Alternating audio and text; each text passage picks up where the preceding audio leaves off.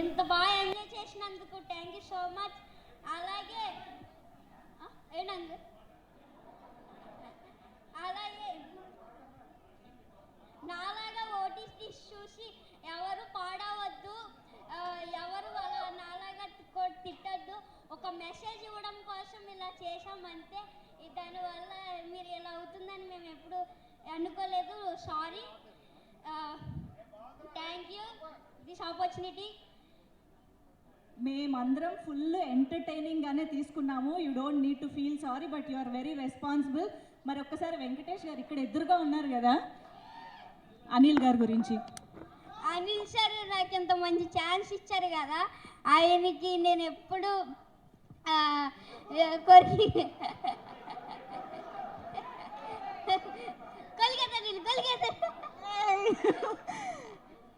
నాకు ఎంత మంచి ఛాన్స్ ఇచ్చారు అనిల్ సార్.